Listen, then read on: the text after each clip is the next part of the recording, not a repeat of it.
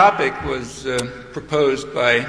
suggested by the fact that we're approaching the 50th anniversary of the Universal Declaration of Human Rights. These last few years, the last years of the 1990s, are a sort of a season of semi-centennial anniversaries. The reason's obvious. World War II marked a very significant turning point in human affairs. The industrial societies were mostly destroyed. The U.S. economy prospered during the war. The U.S. ended the war in a position of extraordinary power. It had about half the wealth of the world, incomparable military power and security, and naturally it used this power to attempt to organize the world, to construct a new world order, which in fact was really deserved the term. It's now half a century. We can look back and ask how it's fared. The New World Order of the late 40s was based on three fundamental building blocks. One was an international economic order, what's called the Bretton Woods system. A second was an international political order, of which the foundation is the United Nations Charter. And the third was a set of international norms for the behavior of governments toward their populations. That's the Universal Declaration of Human Rights. So what I want to do is review where these stand, what's happened to them, what it suggests for the future, and I'll focus primarily on the third, the Universal Declaration of Human Rights. Well, the Bretton Woods system is often described as a system of liberal internationalism. Actually, I've described it that way, but that's not quite correct. The intent of the founders of Bretton Woods, Harry Dexter White, the U.S. negotiator, and John Maynard Keynes, the British negotiator, their intent was partially to create an international liberal order. They intended to try to liberalize trade, but at the same time to regulate capital. Those two principles were related, and they're in fact reflected in the rules of the IMF, the International Monetary Fund. Those rules state that the Charter of the IMF states that countries are entitled to regulate capital, and the IMF is in fact prohibited by its charter from providing credit, what are called rescue packages these days, to cover capital flight. That's prohibited. The reason for the regulation of capital flow was in part a belief widely held among economists, including Keynes and White, that liberalization of capital, allowing free flow of capital, would undermine free trade. That's a thesis. Like most laws of economics, it's largely speculative, but plausible, and in fact rather well supported by the experience of the last 25 years. I'll come back to that. But the major reason was something which wasn't a thesis, it was a virtual truism, and that is that free movement of capital undermines democracy and essentially dismantles the welfare state, which was very popular, had an enormous amount of support among the public and throughout the world, including the United States. So that couldn't be simply abandoned. In fact, they wanted to strengthen it. The problem is that free flow of capital creates what some international economists call a virtual Senate, meaning financial capital can impose the social policies that it chooses on governments, and it can punish those that deviate by capital flight. That naturally restricts democracy. It undermines the possibility for governments, meaning to the extent that they're democratic people, to participate in socioeconomic planning. And it also undermines efforts to use public resources what's called inefficiently. That means for people, not for investors. So, for example, efforts to stimulate the economy or to create full employment or to use public resources for health or education or for social welfare, for the environment, for improved working conditions, and other irrational purposes can be terminated and punished by simply flight of capital, which even these days rich and powerful states can't withstand. That's the main reason for the insistence in the Bretton Woods system that capital flight be regulated and controlled, and the prohibition on the IMF to provide credits to cover capital flight. Well, those principles, the second principle, the prohibition on credits for capital flight, that was never taken seriously. The rescue packages, as they're called for the third world, quite substantially do cover capital flight. The third world debt would be very close to eliminated, in some cases completely eliminated, if the societies were able to control their own wealthy people, meaning keep the capital at home and keep the wealthy from robbing the country. In the case of Indonesia, for example, the current IMF rescue package is approximately equal to the estimated wealth of the Suharto family.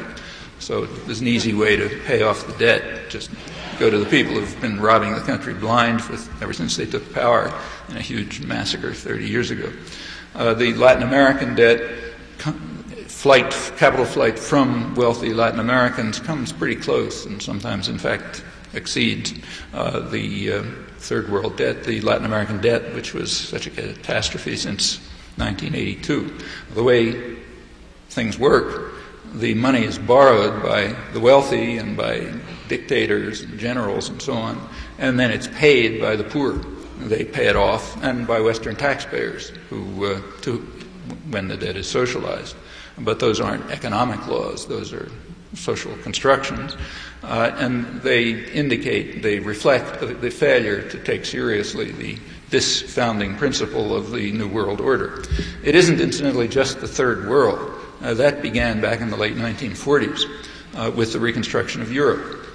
There was money in Europe in the hands of wealthy Europeans, but U.S. planners preferred to have wealthy Europeans send their wealth to New York banks with American taxpayers paying for the reconstruction of Europe. There's actually a name for that. It's called the Marshall Plan. The Marshall Plan, if you look at the figures, and this was well understood at the time, the Marshall Plan funding is approximately the same order and may even have been exceeded by a flight of capital from wealthy Europeans to New York banks. So that principle was words. It's never been applied. On the other hand, the other principle about constraining capital flow, that was taken quite seriously. That principle was enforced during what's usually called the golden age of post-war economic growth, high economic growth, high productivity growth, expansion of the social contract, the period of the 1950s and 60s. That was a period in which, in fact, capital was closely regulated. That system, the Bretton Woods system, was broken down and dismantled by Richard Nixon in the early 1970s with the assistance of Britain and later other countries. And it had pretty much the predicted effect. It was predicted right away in the early 70s when capital controls were dismantled that this would lead to a period of low growth, low wages, and in fact very high profits, which is pretty much what we've seen. There was also an attack on the welfare state, primarily in the United States and Britain, but to an extent in other rich countries as well. These are major features of the past 25 years, also lower productivity growth and indeed lower growth of trade, because as the thesis suggested, the elimination of capital controls introduced various forms of protectionism, pretty much as predicted. So this has been a period of what's been called a sustained assault on free trade by the head of economic research at the World Trade Organization in a major technical study. He incidentally estimates Reaganite barriers to imports as having about 3 times the effect of other trade barriers instituted by other rich countries. And in fact, the Reagan administration broke new records in market interference in this and other ways. Has been a period of very high concentration of the sum wealth that has been produced, and it's been very highly concentrated. As you all know, inequality has risen very sharply, primarily in the United States and Britain. In the U.S., it's back to the levels of the 1920s. We're currently in the midst of something called a fairy tale economic boom. It is a fairy tale. It's the weakest recovery in post-war history, far below the 50s and the 60s, and not even at the level of the rather anemic 70s and 80s. In fact, U.S. economic growth in the 1990s is roughly about at the norm for the rich countries, the OECD countries. The economic boom, the fairy tale economic boom, is unique in another respect. It's the first one in American history where there has been no increase in median income for about 2/3 of the population. Wages and incomes have either stagnated or even significantly declined in the last 20, 25 years. And while they're rising slightly now, it's not even back to the 1989 level, let alone the 1970s. People are working longer. The average worker is working about a month longer than 25 years ago. Working conditions are much worse. There's less pay. There's far less security. But there is enormous wealth, very highly concentrated. All the odes to the fairy tale economic boom quite consistently point to the stock market as a proof of how great things are. And it is great for the people who own stock. 1% of the population of households owns about half the stock, and most of the rest is owned by the top 10%.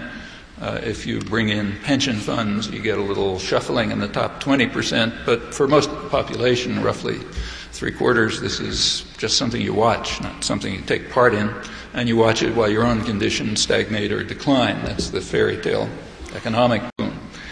It's understood why the boom is taking place.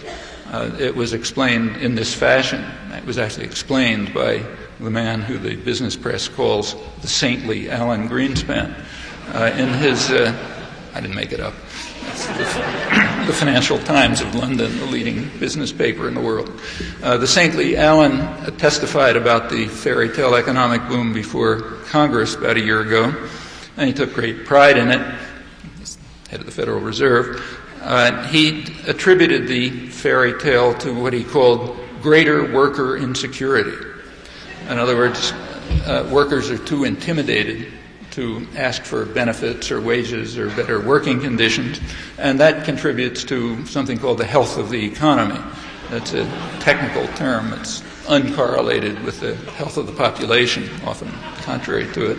But greater worker insecurity does contribute to that. The Clinton administration, in the economic report of the president last year, the last one, they also took pride in the great economic achievements, and they basically gave the same explanation. They attributed them to what they called significant wage restraint. Well, yeah, that's the result of growing worker insecurity. Workers are frightened, and with cause. So, for example, one of the consequences of NAFTA, which was studied under NAFTA, as you recall, it's basically an investor rights agreement, but it did have some wording thrown in to make it look as if labor rights and environmental rights were going to be considered. Under that, the side agreement, there is a requirement that complaints about unfair labor practices must be investigated.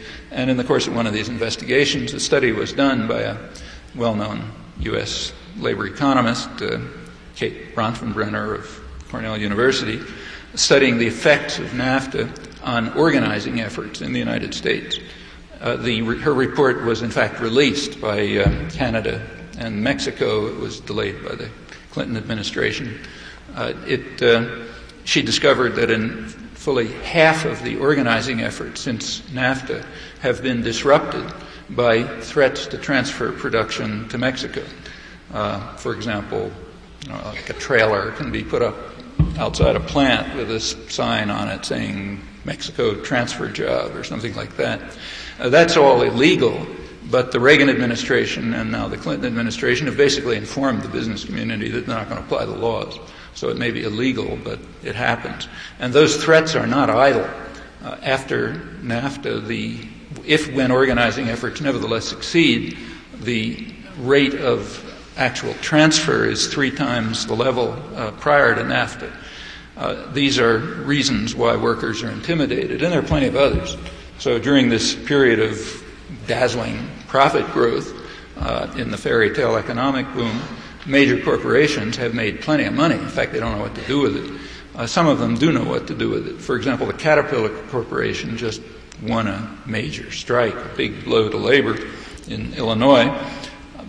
One of the techniques that they used was to make use of excess production facilities that they had created abroad, not for purposes of economic efficiency, but for class warfare.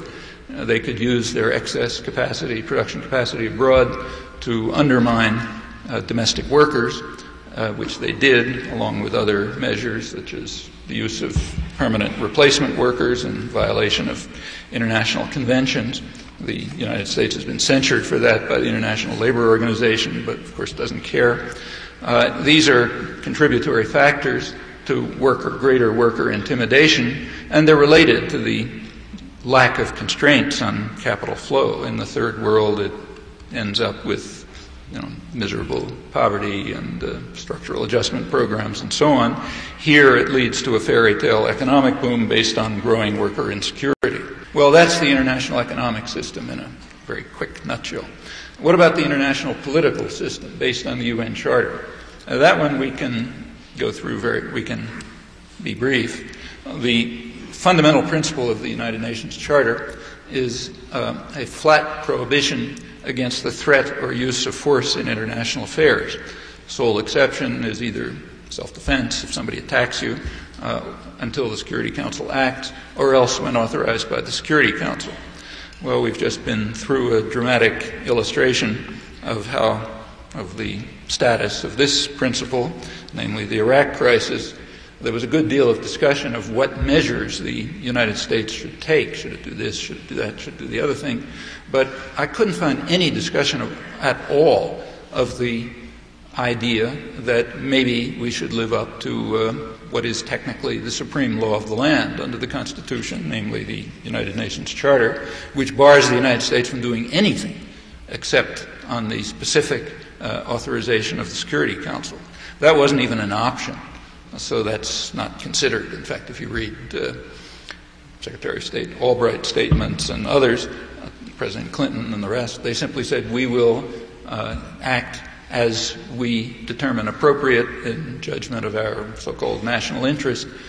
If we decide that we will use force or threaten force, nobody's going to change that because we regard ourselves as a rogue state, which is free from any international obligations, and certainly any conditions imposed by the UN Charter.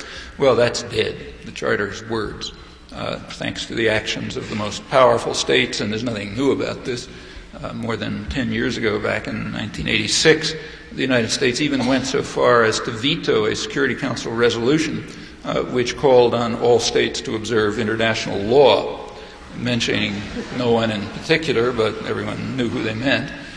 It was an oblique reference to the fact that the World Court had just determined that the United States was guilty of what the court called unlawful use of force, a polite way of referring to aggression in its terrorist war against Nicaragua. And of course, the U.S. rejected the judgment of the court with complete contempt, as did intellectual opinion. But then it went to the Security Council, where the U.S. vetoed a resolution calling on states to observe international law, and it then proceeded to veto several General Assembly resolutions with the same. You can't technically veto the General Assembly resolution, but when the U.S. votes against it, if the vote is, let's say, 150 to 1, as it often is, the resolution is essentially vetoed. So this is old. The international political system is basically weapons that you can use against the weak. Well, let's turn to the third pillar of the New World Order, the Universal Declaration. The Universal Declaration of Human Rights is based on the principle, the fundamental principle of it is given in the phrase universal. The provisions of the Universal Declaration are to have equal standing. That is, there are no grounds for what is called relativism, self-serving relativism, a decision to selectively adopt one or another of the provisions. And there certainly are no grounds for the particularly ugly form of selective relativism, which involves appeal to the Universal Declaration as a weapon against enemies. There was a vast amount of discussion about this just about 5 years ago. There was a conference at Vienna in 1993 on the Universal Declaration. You look back at the press, many of you will remember there was a deluge of impressive rhetoric which was praising Washington's courage in standing up against, in upholding the universality of the Universal Declaration against what were called third world relativists, people who appeal to Asian values or other deviations from the sacred principles. Well, those are good principles, maybe even noble principles, and we can ask how well they have fared over the years, concentrating on the most important case, the most powerful state, the self-appointed guardian of global virtue, and defender of the universality of the Universal Declaration. And apart from those objective factors, the state that's, of course, most important for us, for the obvious reason that we share responsibility for what it does, either by lending support or by tacit acquiescence. Well, you look at the Universal Declaration, you find that its provisions fall into two major categories. The first is what are called civil and political rights. The second, what are called socioeconomic rights. Let's start with the civil and political rights. The UD, the Universal Declaration, is not very well known in the United States. So you can ask your friends to list the resolutions and you probably won't get very good answers. But there is one article which is very well known. The most famous of all, that's Article 13. It says, everyone has the right to leave any country, including his own. The reason why that is very well known is that every year on Human Rights Day, December 10th, there were huge demonstrations and big advertisements and so on denouncing the Soviet Union correctly for rejecting Article 13 and not allowing Soviet Jews to leave. So that's Article 13. Actually, that's part of Article 13. Actually, what Article 13 says is something a little different, and I have never seen the final words quoted in all of this, in all of this massive publicity. What Article 13 says is everyone has the right to leave any country, including his own, and return to his own country. Well, those final words are omitted. Their meaning was spelled out on December 11th, 1948, the day after the acceptance of the Universal Declaration, in UN Resolution 194, which was unanimously accepted as well, and which stated that Palestinian refugees who had fled or been expelled from their homes had the right of return, or if they chose not to return, of compensation. The compensation would have been no small matter. The government of Israel secretly, it's now released in secret documents, estimated the compensation costs at that time at about $1 billion, which would be roughly $6 billion today, not counting interest, far greater than German reparations. Well, that's Resolution 194, that's Article 13. Half of it states that anyone, and specifically Palestinians, they were the ones they were talking about, have the right to return to their own country. Well, that's the history of this is kind of interesting. If you think it through, you'll notice that the most passionate and vocal defenders of Article 13 were, and the ones who were most angrily denouncing the Soviet Union for rejecting it, are in fact the strongest opponents of Article 13. They would never have considered for a moment permitting Article 13 to apply. Article 13, the Resolution 194 calling for the right of Palestinians to return, that was voted, as I mentioned, unanimously, and again every year. Year after year it was endorsed, completely hypocritically, of course. No one really meant it. But notice that this is a case of really extreme relativism. We take an article of the Universal Declaration and decide that the last 5 words of it don't exist, the ones that apply in a fashion which the powerful, in this case the United States and its clients, do not accept. That's relativism pushed to an extreme, apart from the hypocrisy. To the credit of the Clinton administration, they did end the hypocrisy. In 1993, for the first time, the United States voted against Resolution 194, along with Israel. That rescinds the second half of Article 13. The first half is now irrelevant with the Soviet Union gone, so there's no more hypocrisy. Article 13 is simply removed from the Universal Declaration by U.S. fiat. As for the refugees, the millions of refugees, they have been disappeared, to borrow a term of our Latin American clients. The so-called peace process doesn't even mention them, offers them nothing. Well, that's Article 13. It's relativism triumphant. Let's move on to Article 14. Article 14 says that everyone has the right to seek and enjoy asylum from persecution. Haitians, for example.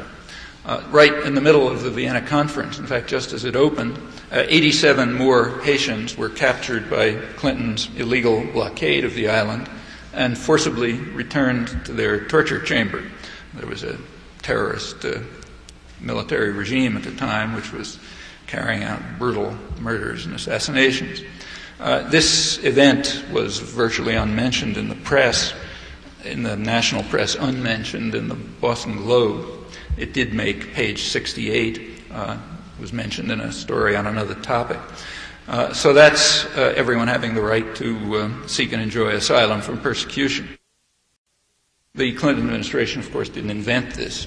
This policy of forcibly returning Haitians to terror and oppression goes back to Jimmy Carter. There was an agreement made between Carter and an informal agreement between Carter and the dictator of Haiti, Duvalier, to return refugees. That in violation of Article 14. That agreement was formalized under the Reagan administration, so there's a formal arrangement to illegally blockade Haiti and force the refugees back. That was continued under the Bush administration, but it did change. It changed in January 1991. What had happened was that Haiti had its first democratic election, and to everyone's surprise, a very lively and vibrant popular movement based in the hills and in the slums, which nobody had been paying attention to, succeeded in sweeping its own candidate into office, a populist priest, Jean-Bertrand Aristide. That was a very impressive demonstration of democracy in action. The United States was totally appalled. It had very confidently expected the victory of its own candidate, a former World Bank official who got 14% of the vote. The U.S. was instantly hostile and tried to undermine the regime. It terminated aid. It actually maintained aid, but it switched it to opponents of the government in the business community. It also changed the refugee policy. Up until that time, refugees had been forcibly returned. After the democratic regime was established, refugee flow slowed to a trickle. In fact, it actually reversed because people were returning to the country in a moment of hope. But the U.S. at that point began to accept asylum claims. In fact, at 50 times the previous rate during the democratic interlude. Well, things returned to normal 7 months later when there was a military coup that instituted huge terror with tacit support of the Bush and Clinton administrations, but it did also change refugee policy, moving it back into direct violation of Article 14 with another blockade forcing people back to terror. Well, that's Article 14. It's not the only example, but maybe the most dramatic one. Let's move on to Article 19. Article 19 says that everyone has the freedom to seek, receive, and impart information and ideas through any media. Well, there's no law that bars that in the United States, but the institutional structures very clearly do prevent it, and quite radically. So there's no law that bars me from saying now correctly that the United States has been one of the leading opponents, maybe the leading opponent, given its strength, of the three major pillars of the post-war order, the Bretton Woods system, the UN Charter, and the Universal Declaration. There's no law that prevents me from saying that the United States attacked South Vietnam under the Kennedy administration in 1961, then extended the war to all of Indochina, or there's no law that prevents me from doing what I just did, pointing out that the World Court condemned the U.S. for unlawful use of force in Nicaragua, and that the U.S. was carrying out a major terrorist war in the region, in large part a war against the church. There's nothing that prevents saying all these things, but they're not part of... to say that people have access to relevant information about that would be a joke. They certainly don't, either in the media or the schools or the universities or the journals of opinion, or for that matter in most of academic scholarship.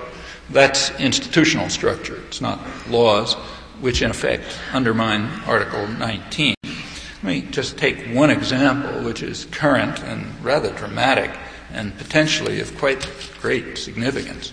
Has to do with the Multilateral Agreement on Investment, the MAI. You'll recall that last fall there was huge hubbub about fast track. There's a lot to say about that, but I'll put it aside. But one element of the fast track discussion was that almost certainly the MAI was a major factor entering into it. In fact, even before the fast track legislation had been introduced, the U.S. Council for International Business had requested, I suppose is the word, of the Clinton administration that they include the MAI as a central element in fast track. And surely that was true. That's a lot more important than, say, bringing Chile into NAFTA or the kinds of things that were talked about. All of that was known, all of this has been known, but suppressed. Can't find anything about it in discussion. Why is that the case? The corporate world was enthusiastic, but it understood perfectly well that the public was opposed. It was not voted through, which is quite a victory for grassroots activism. The reason was explained by the Wall Street Journal during this period. It said that although they regarded fast track as what they called a no-brainer, it's so obvious that we should have it that you can't even discuss it, they said that critics have what they called an ultimate weapon, namely the public is opposed. It's kind of difficult to deal with that. The public is what Alexander Hamilton once called the great beast. And when the great beast gets out of its cage, you get into all kinds of trouble. Why should the public have been opposed to fast track, incidentally? Well, there was very little discussion of what it was all about, but people were instinctively opposed, and for good instincts. Contrary to what was being discussed, fast track didn't have anything to do with free trade. For one thing, because the agreements they had in mind aren't really free trade agreements. But for another, because the issue was not trade at all. The issue was democracy. The fast track legislation allows the president to negotiate trade agreements without any public knowledge or any public, or for that matter, congressional participation. Congress is simply offered the option, say yes or no, which means you say yes. The most ardent advocate of free trade would oppose fast track if they happen to believe in democracy, that if they happen to believe that the public has a right to know what's happening to them and have a voice in shaping policy. Well, all of that was suppressed. The major issue, the MAI, was suppressed. Again, all known, but suppressed for good reasons. You don't want the great beast to find out what's going on and to serve as the ultimate weapon against what the serious people intend to push through. The free press in the United States and the intellectuals were super disciplined in violating Article 19. There was virtually nothing about it. Last November, 25 members of Congress sent a letter to the White House in which they said it has come to our attention through the efforts of grassroots activists and public interest groups. They said it has come to our attention that for almost 3 years the White House has been negotiating a very comprehensive trade agreement in secret, and they asked how can this be possible given that under the Constitution international commerce is the province of the Congress, not the President, and furthermore the terms of the treaty, which had been leaked, they had been illicitly obtained and leaked, the terms of the agreement endorse investor rights, corporate rights that go far beyond the provisions of U.S. law. So how can this be going on? Well, they didn't get any real response. They got the sort of a vacuous letter a couple of months later. This was all known to the press, but unreported. However, there was a kind of response, and quite an interesting one. The White House made a public statement, the only one I know of, on the MAI. And in that statement, an Undersecretary of State and the Trade Representative assured their audience that the Clinton administration was fervently committed to the ideals of democracy, and it was making sure that, as they put it, the domestic constituencies that have a vital stake in this issue are informed and directly involved. And in fact, they said the U.S. is leading the way at the OECD in ensuring that this will be the case. This public statement, as far as I know, was never reported, but it's an interesting one. If you think it through, it tells you very clearly how the democratic process and the Universal Declaration are conceived by those in power. So who are the domestic constituencies who are directly involved and have a stake? Well, not Congress, because they weren't informed. Certainly not the public. They were kept out of it totally, thanks to the free press and its commitment to Article 19 of the UD. But there were domestic constituencies which were informed and intimately involved, like the U.S. Council for Business Operations. Well, you think it through, it's not a very hard job, you learn an important lesson, one that really ought to be taught in 8th grade civics and graduate departments of political science and so on. It's a lesson that's the powerful rarely express with such vulgar clarity their total contempt for democracy and their fear and hatred of the great beast. So it makes sense, makes good sense for all of this to be suppressed. Article 14 is just too dangerous to power to be allowed to survive. Article 19, the one that grants people the right of access to information through the media and so on. Well, it's kind of interesting and very interesting and an important lesson that despite the valiant efforts of the free press to keep the great beast uninformed, it nevertheless escaped the cage. Grassroots opposition became so powerful that the OECD, the rich countries, were forced to back down. The target date for the MAI was April 27th, and they couldn't sign, and they explained why. They said there's just too much opposition. That's quite a victory for grassroots opposition, grassroots organizing, confronting the most powerful concentration of power in the world, maybe that ever existed. The rich countries in the OECD, the transnational corporations, the international financial institutions, all strongly in favor of it. Free press completely backing it almost, with rare exceptions as in Canada. And nevertheless, they couldn't ram it through. The reaction has been interesting in the business press.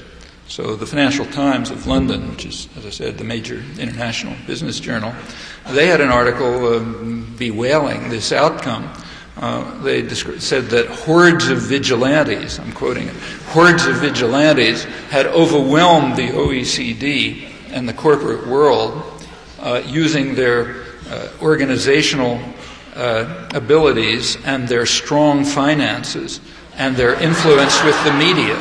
I'm quoting all of this.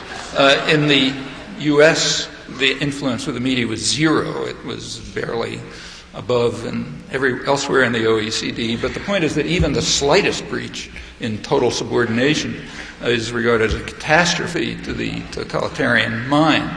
The article goes on to say that it'll be necessary to drum up business support to beat back the hordes. Just overwhelmed by the vigilantes. They then quote diplomats and World Trade Organization officials who fear, quoting, that it may no longer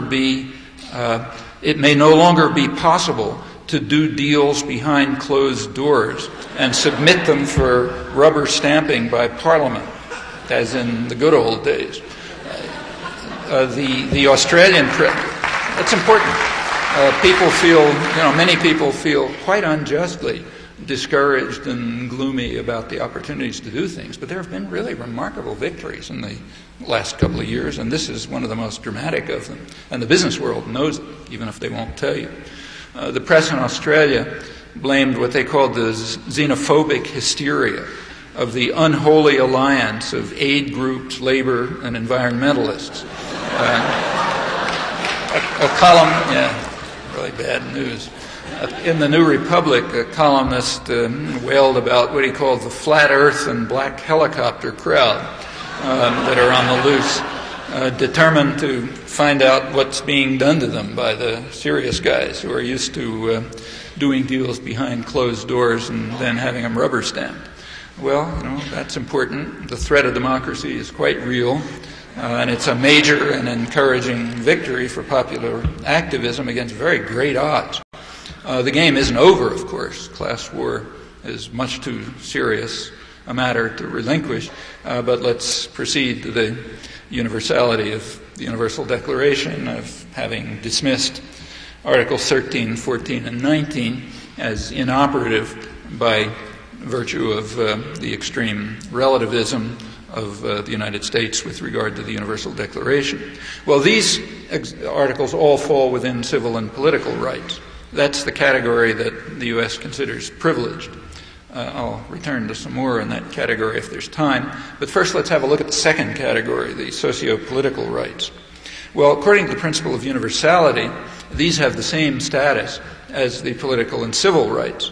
But the leaders of the Western relativist challenge, they insist that the Universal Declaration must be modified in accord with their values, which assign no status to the socioeconomic principles. Jean Kirkpatrick once described them as a letter to Santa Claus, not to be taken seriously. Morris Abrams, who's the U.S. representative to the UN Commission on Human Rights, was a few years ago, he spelled that out in explaining Washington's opposition to a convention that was being considered the Convention on the Right to Development. Here's the definition of it: the right of individuals, groups, and peoples to participate in, contribute to, and enjoy economic, social, cultural, and political development in which all human rights can be fully realized. Morris Abrams pointed out that these are not rights. In fact, they're preposterous, he said. They're, in fact, a dangerous incitement. The error of the Convention on the Right to Development is that it endorses the principle that everyone has the right to a standard of living adequate for health and well-being of himself and his family, including food, clothing, housing, and medical care and social services, and the right to security in the event of unemployment, sickness, disability, widowhood, old age, or other lack of livelihood in circumstances beyond his control. Notice that's a virtual paraphrase of the right of development that's preposterous and a dangerous incitement. So therefore that must be preposterous, even a dangerous incitement, and we therefore abrogate Article 25 of the Universal Declaration, which I've just quoted. notice that it includes the right to security, and in fact it's worker insecurity that is the key to the fairy tale, as the saintly Allen has explained. Well, the U.S.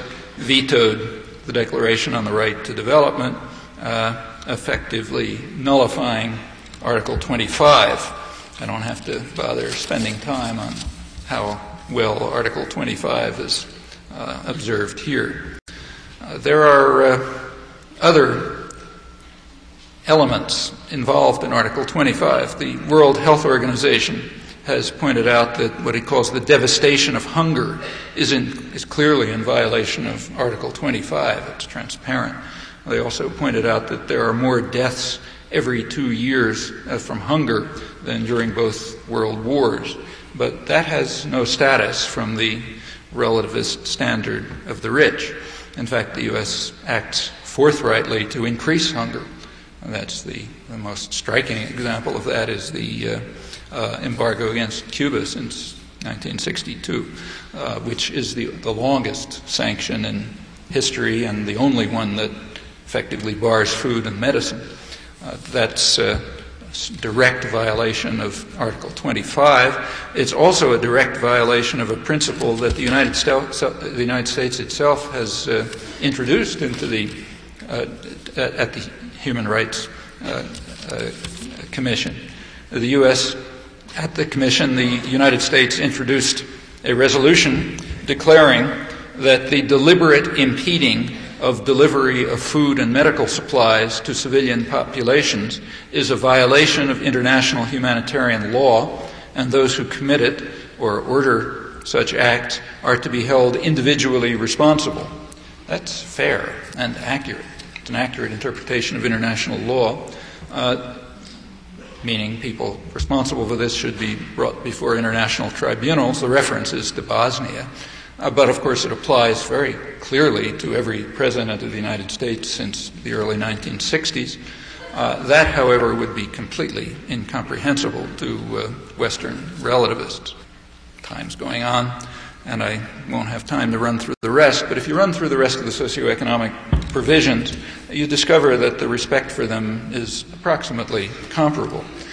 The U.S. opposition to the Universal Declaration is so extreme and so deeply internalized among educated people that they simply can't comprehend when it's challenged. And that leads to some very strange results. For example, in the New York Times on Human Rights Day a couple of years ago, December 10th, the editors condemned the countries of Asia that, as they put it, reject the Universal Declaration and call instead for addressing the more basic needs for people, for food and shelter, medical aid, and schools. Yeah, exactly in conformity with the Universal Declaration. But so how can that be rejection? Well, the reasoning is very simple. The United States rejects these provisions, so therefore they're null and void, and by upholding them, the third world relativists are rejecting them. All it takes is a good education to understand all of this, and an intellectual class that is willing to subordinate itself to power to quite a remarkable extent. This came up again a little bit later in a more kind of philosophical discussion in the New York Times about the U.S.-China relations. The article contrasted the American emphasis on individual freedom with the Chinese insistence, I'm quoting it, the Chinese insistence that the common good transcends personal right. So China is calling for the right to food, clothing, shelter, education, the right to work, rest, reasonable payment, and it's criticizing the United States for not upholding these rights, which are all affirmed in the Universal Declaration, and incidentally are personal rights, but rights that the U.S. rejects. So the conclusion is this is kind of ironic or puzzling because the U.S. is the champion of the universality of the Universal Declaration and somehow the Chinese are criticizing it. And the point is, it's easily understandable, China just doesn't understand the Western concept of human rights, which the relativist Western position led by the United States, China was insisting on the universality of the Universal Declaration, which the U.S. reject. So that's all incomprehensible to properly educated people. Well, one of the crucial aspects of the Universal Declaration is a call for efforts to make sure that the rights described in words actually become law or become applicable.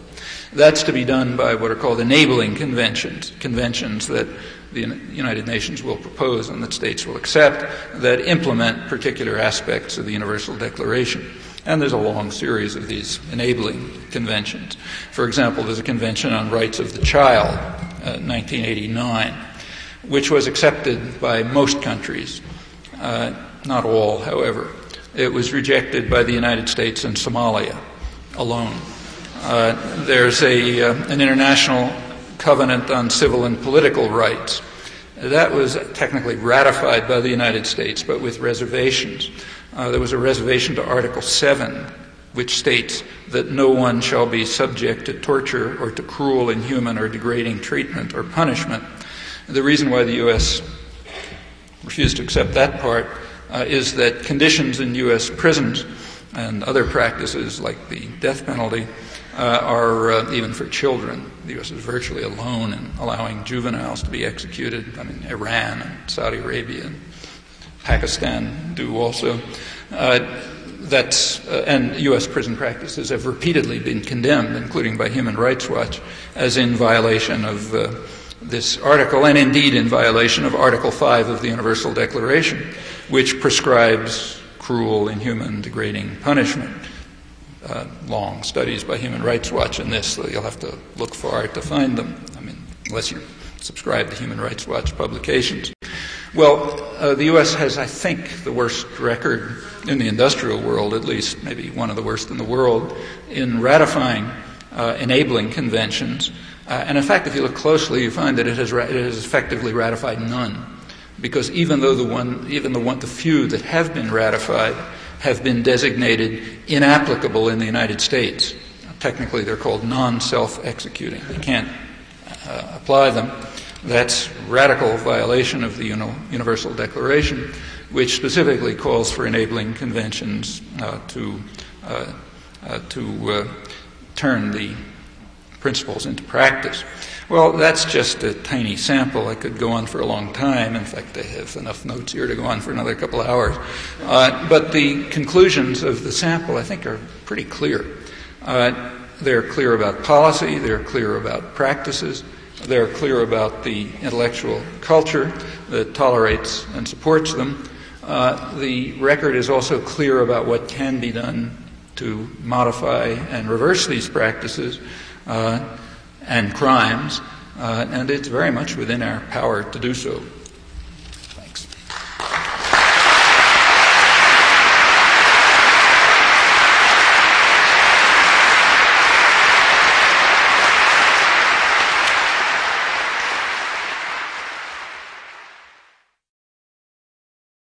There's a kind of a reasonable way to proceed to figure out what the motives are. We can run through possibilities, see if some of them can be excluded. We can sort of narrow it down on some possibilities that are left. The one that immediately comes to mind, and the first one to pay attention to, is the one that is universally expressed and vociferously expressed and never questioned. Now, that's close to true. I mean, like maybe there's some statistical error and it's occasionally questioned, but you have to look hard to find it. That is, you hear it in high places, Tony Blair or Madeleine Albright, commentary, reporting, editorials. I'll just take one example because it's close to home, the Boston Globe. But this is completely typical. It's unfair to pick the Globe. The day of the latest bombings, there was an editorial called A Just Attack. And there was one reason for it, and it's a standard one. Saddam is a vengeful despot who has already used chemical and biological weapons on his own citizens, which is the ultimate horror. Now, obviously, such a creature has to be destroyed, poses an enormous threat, can't be tolerated, so you bomb him, you impose sanctions, and so on. That's That's essentially the universal view, the universal explanation, unchallenged. The kind of instructive exercise would be to check to see to what extent there's been any question raised about that justification. Well, that justification does have at least one merit. It's very easily tested. It takes a minute to test it. You simply have to ask what was the U.S.-British reaction when Saddam Hussein carried out the ultimate horror, that is, used chemical weapons against his own people. He certainly did, no doubt that he's a monster. And he certainly carried out this act. He's a vengeful despot who has used chemical weapons against his own people. That's undoubtedly true, namely in 1988, when he carried out a major, several times, gassing campaign against Kurds. He also used nerve gas and chemical weapons and other chemical weapons and so on the war against Iran that was just finishing up at that time. And in fact, the use of increased till the end. So it happened, and there is a reaction on the part of the United States and Britain and the Boston Globe, and everybody else is talking about it, and you can see what that reaction is. It's on the record. Well, the reaction was that the United States and Britain increased their support for their... This issue certainly has arisen. I mean, for example, Madeleine Albright, as perhaps you recall, was asked on national TV about a year or 2 years ago, I guess. She was asked on 60 Minutes what she thought about the fact that it was reported that about 500,000 Iraqi children had died as a result of the sanctions, which are putting us in a better position to deal with Iraqi human rights violations. And she said she agreed that this was a hard choice, but she said, we think the price is worth it. Okay, so that's the moral level of the way in which we deal with Iraqi human rights violations by killing 500,000 Iraqi children. We think the price is, we're willing to pay that price. That's nice to hear. The subsidies for our favorite killer when he was carrying out the ultimate horror were not restricted to subsidized agricultural exports. They also included technical equipment, dual-use equipment that could be used for military purposes, helicopters, for example, a lot of equipment which could even be used for production of chemical and biological warfare. This was all revealed afterwards. That went on. At the time, there was suspicion that Saddam Hussein had biological warfare facilities. The U.S. denied it, because he's our friend, after all. He wouldn't do that sort of thing. But they were discovered by a very good journalist. He was at that time the Middle East reporter for ABC television, Charlie Glass. He was able to find high-level Iraqi defectors in London, general actually, and from information that he got from them, using French commercial satellites, which are low-grade, but certainly nothing like what the Pentagon has. He was able to locate and identify biological warfare facilities. And ABC television let him run a spot on the news showing biological warfare facilities, giving the evidence from defecting Iraqi generals. Then they switched immediately to their Pentagon correspondent, who poo-pooed it, said, no, the Pentagon says this is nonsense, forget about it, and the story died. Now, those same biological warfare facilities are being presented as proof that this reincarnation of Attila the Hun has to be destroyed by massacring his population. Same ones. And you're not supposed to remember that either. According to Iraqi dissidents, there has been for a long time a ban, an official ban, U.S. government ban, against any contact with Iraqi dissidents, the democratic opposition. It's not because they're big radicals or anything like that. Head is a London banker, others are professionals. But there was a ban. And according to Iraqi dissidents, that ban was instituted forcefully right after the last gassing episode, so as not to irritate our friend Saddam Hussein. I can't vouch for that, but that the ban has been in operation is absolutely true. In fact, it's been reiterated repeatedly. After we got up to December 1989, January 1990, A few months after that, in April, a group of high-ranking U.S. senators went to Iraq. They met with Saddam in the Kurdish city of Mosul. Remember, the Kurds are the ones who are getting gassed. The delegation was headed by Robert Dole, who brought the president's greetings to Saddam. Alan Simpson, who I think is over at the Kennedy School now, he was in the delegation. He told Saddam that Saddam's problems are not with the American government, which has no objections to him. They are with some journalists, kind of loose cannons. And he advised Saddam that what he should do is invite them to Iraq so they could kind of see for themselves, be disabused of these notions. An Israeli scholar, Middle East scholar, who's writing about this in retrospect, says accurately that the fawning before the dictator reminded him of Munich. That's a pretty good analogy. Well, that's up to April 1990. It's already 2 years after the Halabja massacre, the ultimate horror. And this carries us up to, this continues up until the day of the invasion of Kuwait. Okay, so that's when overwhelmingly Saddam Hussein's crimes were committed during that period. Some of the worst ones were committed afterwards. I'll come to that. But the major ones were committed up till that period, and the U.S. supported him all the way through. In fact, with a good deal of enthusiasm. So did Britain. That tells us something. It tells us that they cannot, just by elementary logic, the crimes can't be the reason why we have to destroy the monster. I mean, nothing could be more obvious than that. Well, what about the threat posed by Saddam Hussein? Well, that's real. That threat peaked in the late 1980s, thanks to our support. That's the time when he was most threatening and most powerful. There's a measure of how great the threat was. That was he was then at war. He had attacked Iran with our support, and there was a war going on. He was unable to defeat Iran. That's a country which had just decimated its officer corps and top military at the time of the revolution, Khomeini revolution, the revolution which led to Khomeini. Even with the Iranian military largely decimated, Iraq was unable to defeat them with the support of the United States, Russia, Britain, Western Europe, and the Arab states. So that gives you a measure of the threat at its peak. But the U.S.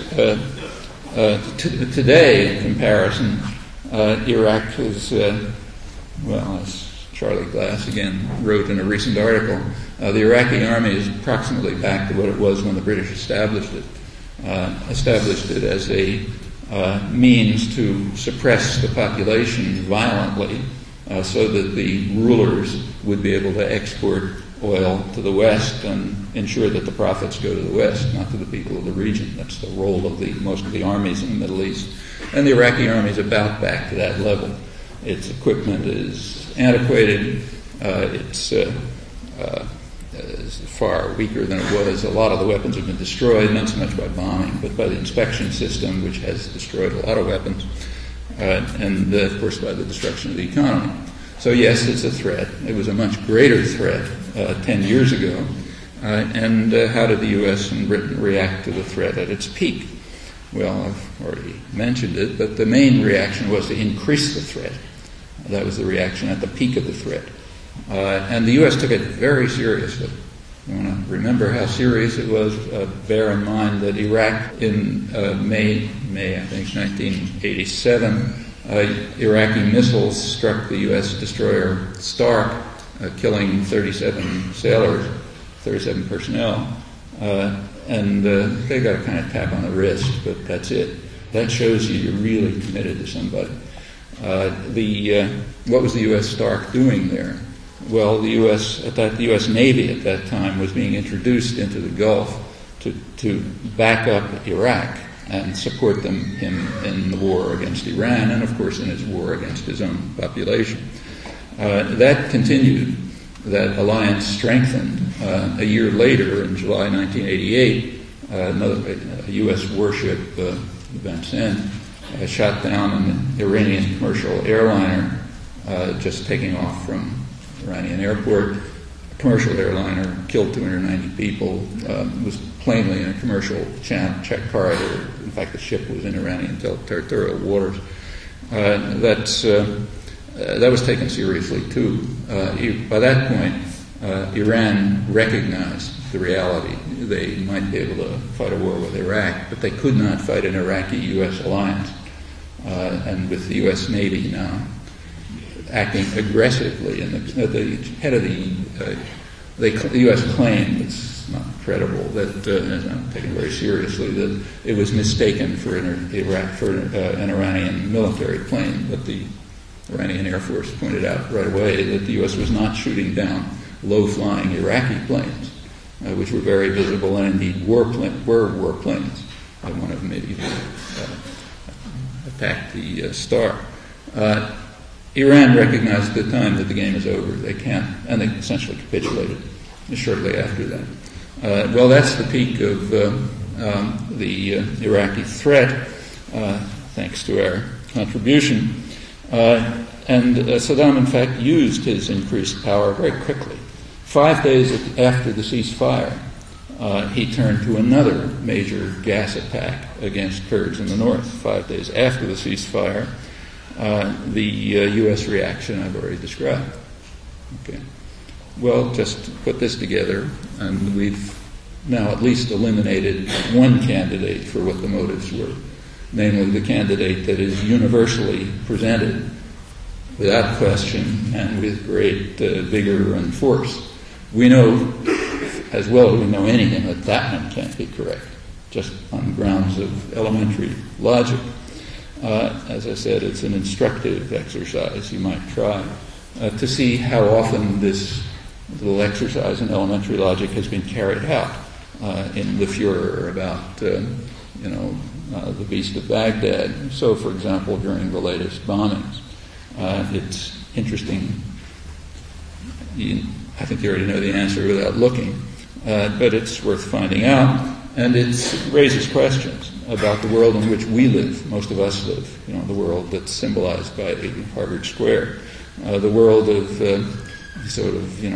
thought, thinking, and high minds, and analysis, and so on and so forth. You can think about it, and it's worth thinking about because it's significant. That has to do with what reaches the public, how it reaches the public. If this is being concealed, what does it tell you? All right, let's go on to that. There is an event that did change Saddam Hussein from favorite friend to the Beast of Baghdad, namely August 2nd, 1990, when he invaded Kuwait. What about that? Is that why we have to sanction, impose the sanctions that are killing people and so on? Well, that's pretty hard to argue. For one thing, he's not in Kuwait.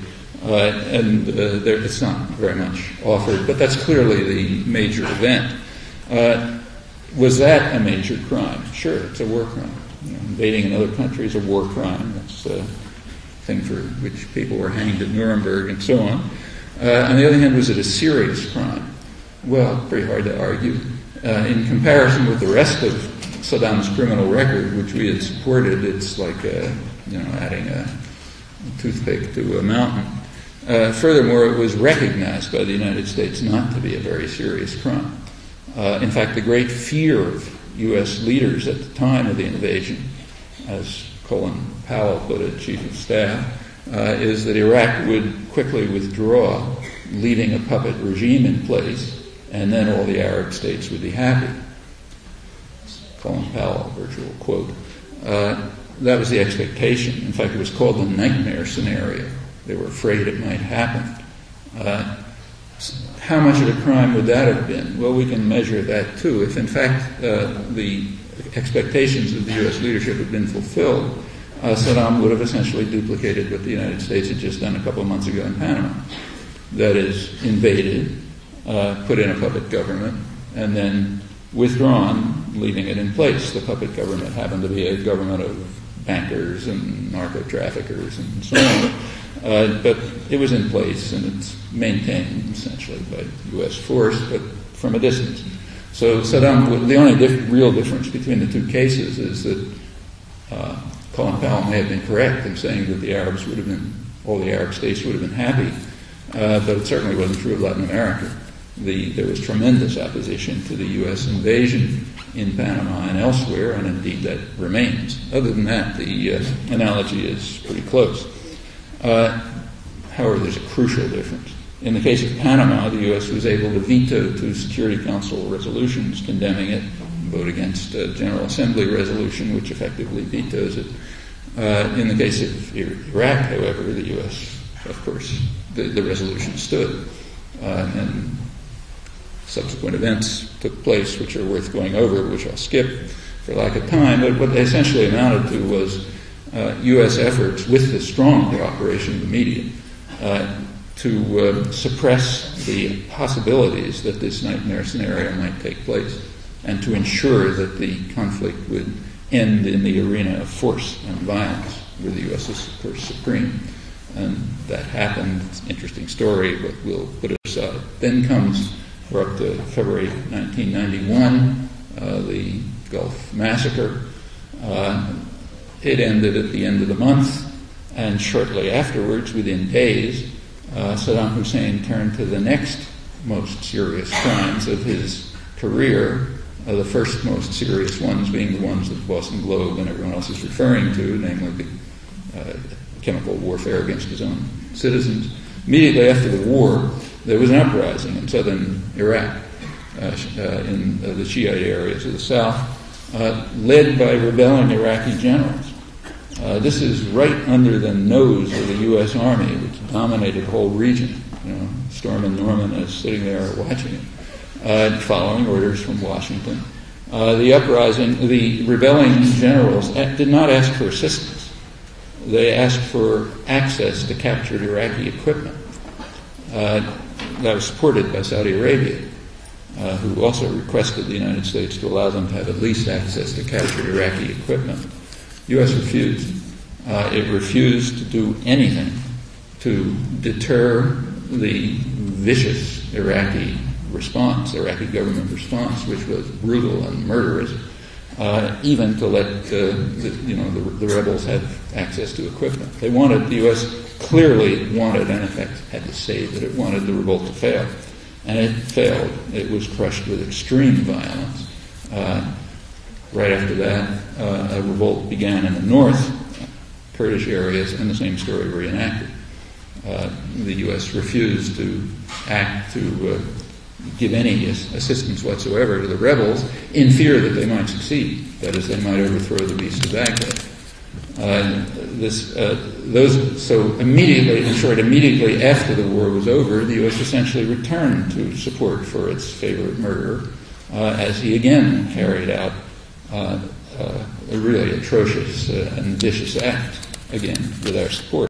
Well, that was kind of too visible to suppress at the time, so there was an official justification for it, and it remains until today. True, this offended our sensibilities and so on, but it was necessary in order to maintain something called stability. Stability is very important. You have to maintain stability. And in order to maintain stability, we had to keep the beast of Baghdad in power, even though he was carrying out huge massacres in the south and the north with our tacit support. The State Department line, as it was presented by its representative at the New York Times, that's the position called Chief Diplomatic Correspondent, was that what he said, the best of all worlds from the point of view of the United States, the best of all worlds would be an iron-fisted military junta that would rule Iraq just the way Saddam Hussein had done. But it would be nice if it didn't have Saddam Hussein's name on it, because that's kind of embarrassing. And he went on to say, as a Middle East expert, that this would be greatly to the satisfaction of our allies, Turkey and Saudi Arabia, which is probably true. He left out the most striking case because it's indelicate to mention it, but as he and every other reporter following the Middle East knew, it would be much to the pleasure of our ally Israel, which is the only country that I know of where there was open and public support across the spectrum for the crushing of the Kurdish rebellion, and of course the Southern Rebellion. That extended from the Chief of Staff all the way across to leading doves. And it was in the English press, too, so nobody could have missed it. There was important articles in the Jerusalem Post. And they gave the reasons, which are understandable. The reasons were that an independent Kurdistan, an independent Kurdish state, would create a land corridor between Syria and Iran, which are their enemies.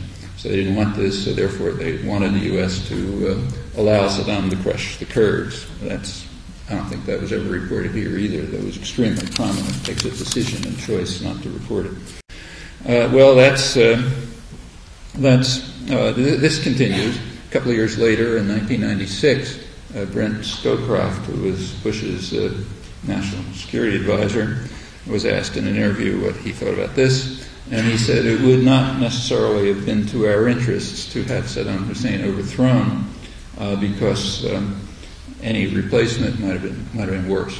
So therefore it was right to support Saddam while he carried out his second level, the second worst crimes of his career, namely crushing the southern and northern rebellions.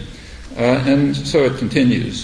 Just yesterday, the general who heads the Central Command said essentially the same thing the day before. It was reported in yesterday's paper, General Zinni.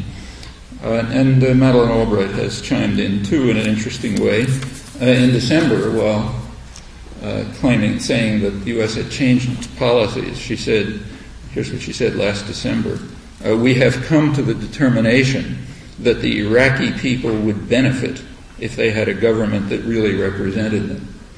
Well, you can guess whether this religious conversion is true or not, but if it is, we don't have to worry about it. What does it mean that in December 1998 the U.S. government had a revelation and decided it would be nice if the Iraqi people had a government that represented them instead of the beast of Baghdad who we've been supporting?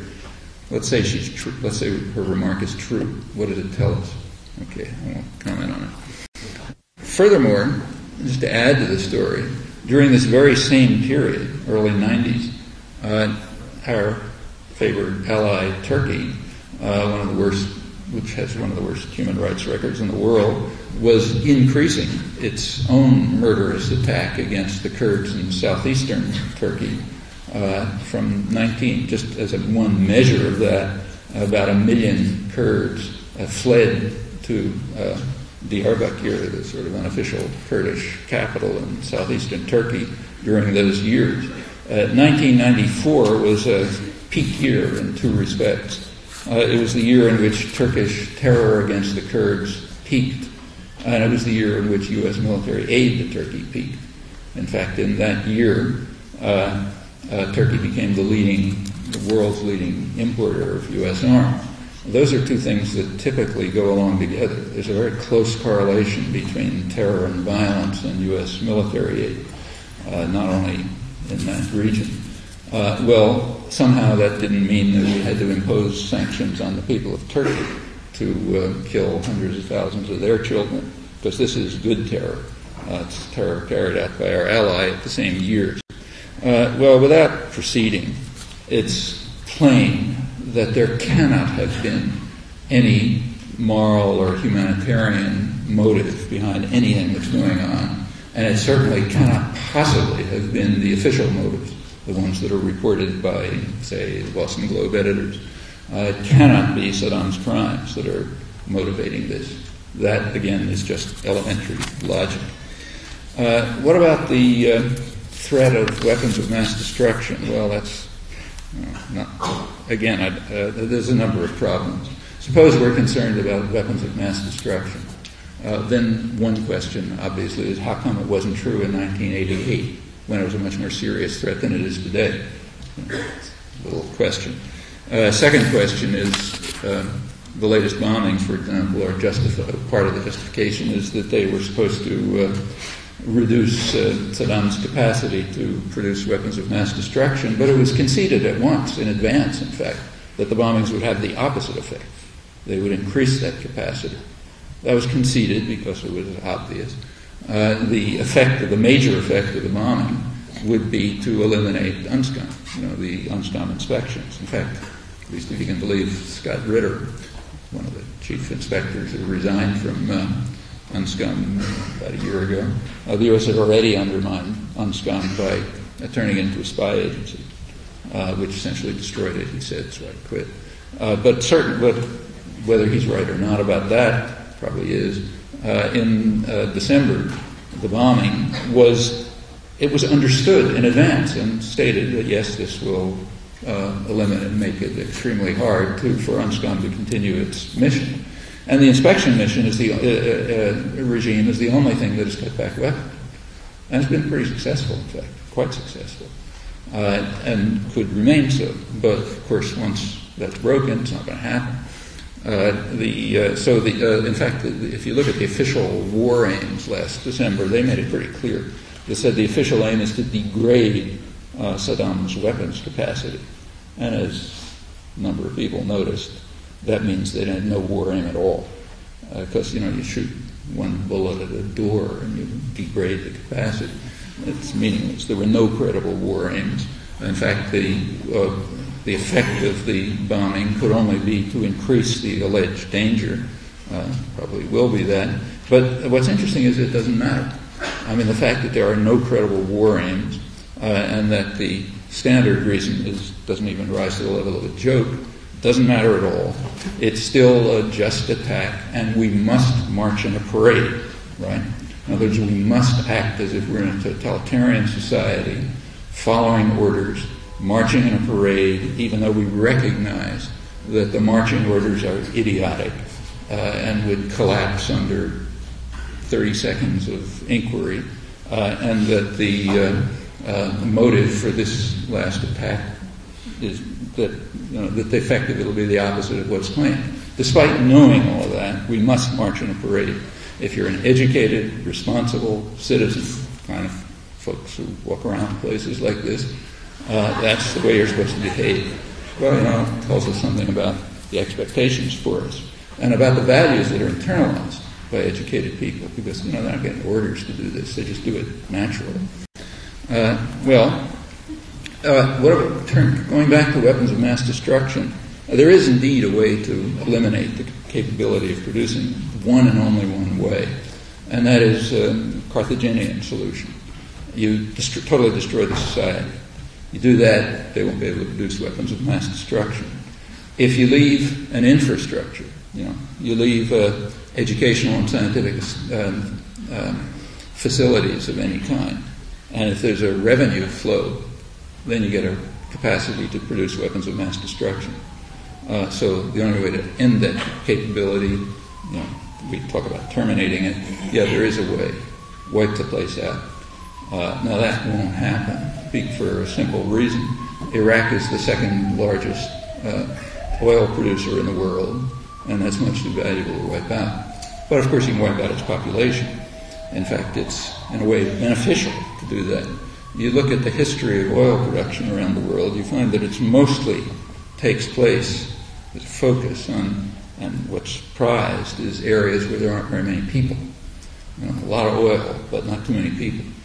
Because then there's no pressure or little pressure to stop the profits from going to the people who really should have them, Western oil companies, the U.S. Treasury, and so on.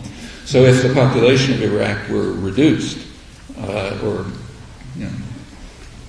marginalized somehow, maybe reduced to such a level, maybe not murdered, but reduced to such a level that they're barely functional, then when the time comes to bring Iraqi production back onto line, as it will, there'll be less of an impediment. It'll be more like, say, Saudi Arabia, where there's a lot of oil but no people around pressing for economic development and educational facilities and so on and so forth.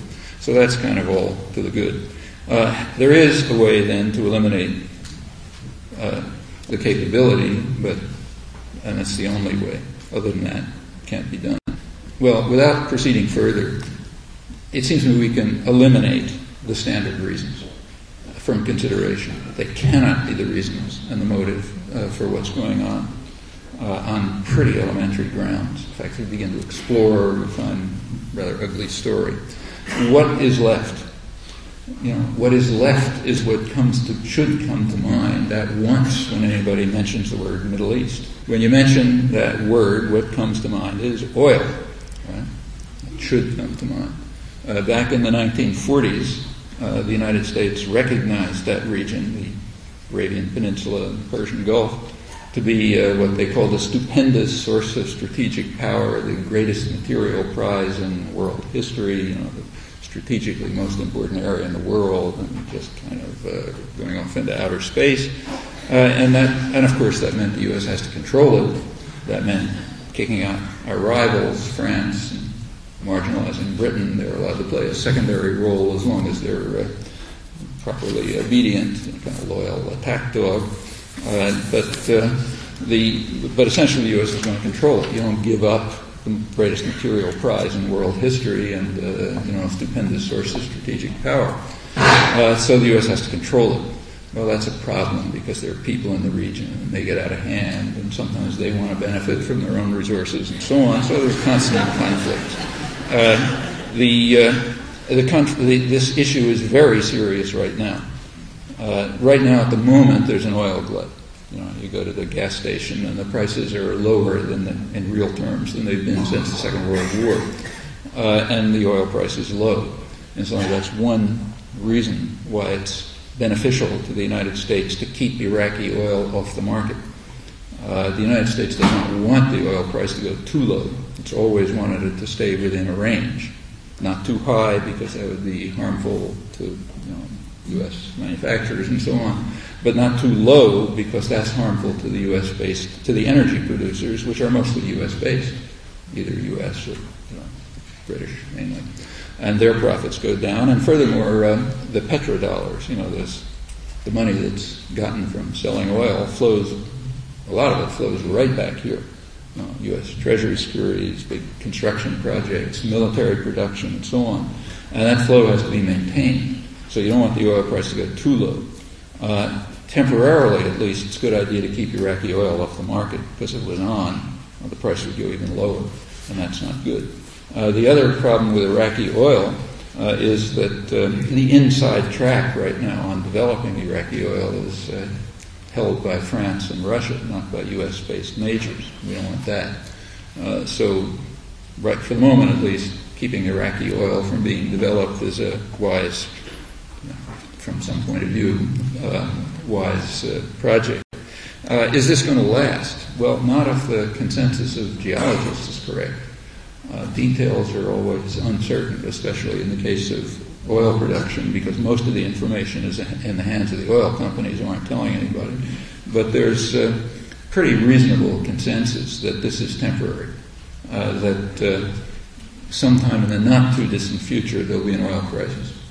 The rate of discovery, which increased from mid-19th century steadily, peaked at around 1965. It's been declining ever since.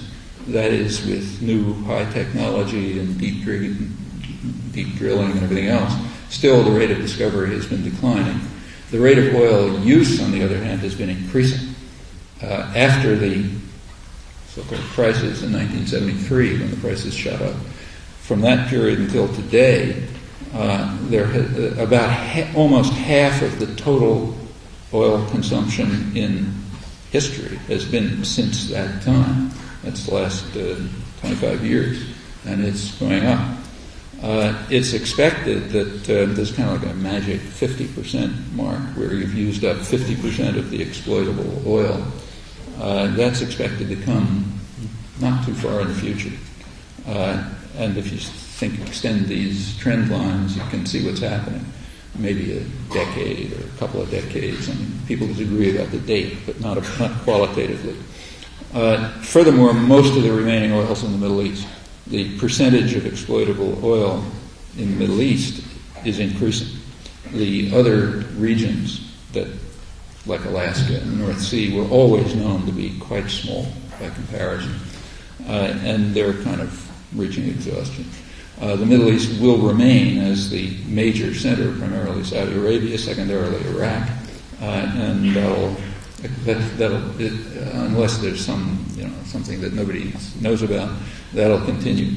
That means that control over this region is going to be extremely important. If James Akins, who's an old oil hand who was the former U.S. ambassador to Saudi Arabia, recently said, as only a semi-joke, that when the price per barrel of oil gets up to $30, you'll see that Saddam Hussein will turn into Mother Teresa. That sort of captures the point, I think. But of course, only if if U.S.-based majors get first pickings on it. Certainly not if the Iraqi people do. It's a region of a lot of complex crises and conflicts, many of them related to just this fact. People in the region have never accepted the fact that the profits from their sole resource should go to the West, and that leads to all sorts of problems. To maintain control, it's been necessary to have brutal regimes around which will suppress their own populations. Well, the family dictatorships in the Gulf are too weak to do that. They have to be kept weak, so they'll do what they're told, but they don't have the force to really repress population. So there's always been what Nixon's Secretary of Defense called cops on the beat, local police force of tough guys around the region who keep order. And they're preferably non-Arab, because they do better shooting Arabs, apparently. There's been such an alliance. That was the main role of Iran, as long as it was under the Shah. That's why the U.S. supported him so strongly. It's been the main role of Israel, particularly since 1967. Turkey is another major. Pakistan has been another. This ring of non-Arab states are supposed to keep order. There's a lot of conflict now about. You have to bear in mind that the U.S. is isolated. The U.S. and Britain are isolated now internationally and regionally, not only on the issue of Iraq, but also on the issue of Iran. The U.S. is very isolated on that. That's the background for the conflicts that are going on about a pipeline from the Caspian region. Most of the producers, and in fact even the oil companies, want to have a pipeline through Iran, which is the most secure and the cheapest and the most stable area and so on. The U.S. is refusing. It's insisting that the pipeline go through Turkey. They also wanted to cut out Russia. And there's a lot of conflict over this. The Caspian region is, it's not like the Middle East. It's a substantial oil resource, but nobody thinks it's on a par with the Arabian Peninsula and the Gulf. It's just another secondary source, but still there's plenty of money to be made there. And there's a conflict between the United States and Europe, the United States and Russia, the United States and China. There's a lot of conflict about how the profits are going to be shared among that, and the pipeline is part of it. The United States is trying to keep Iran out, even in opposition to the U.S.-based oil companies in this case, which is not a unique case, but a little unusual. How's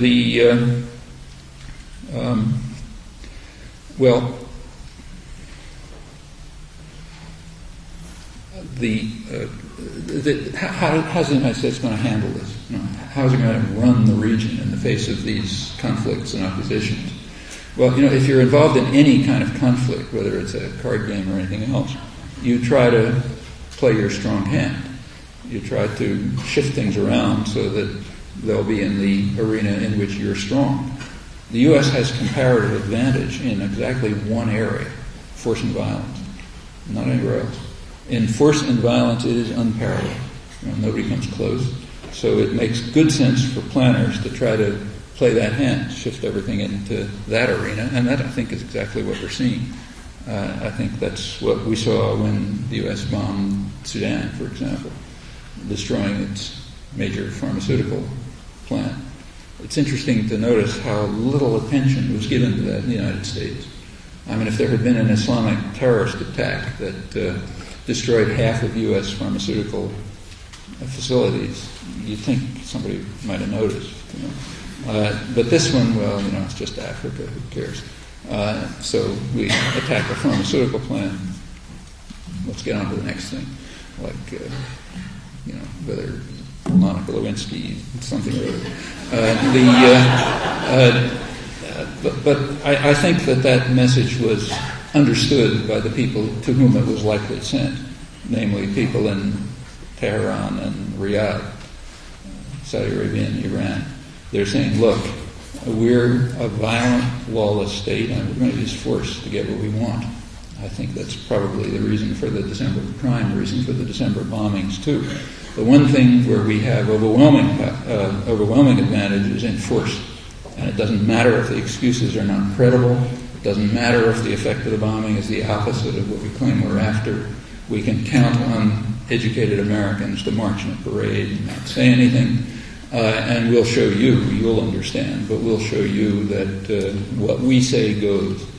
George Bush's definition of the New World Order while the missiles were dropping in February 1991. I think that's the message, and that's understood. We're a violent, lawless state. Get out of the way, or else. That's, I think, accurate. I think that also accounts for the very clear and open contempt for international law. That's been pretty dramatic in this case. Not that it's anything new, but it's the flaunting of it is kind of dramatic. So there's just no doubt in the world at all that just to pick a minor incident, the bombing of Iraq or the bombing of Sudan, which are minor in context, that those were flat, outright violations of the UN Charter. In other words, more war crimes. That was understood. So it was condemned by the Vatican as aggression. It was the Arab world was condemned as aggression all over the place. In India, the International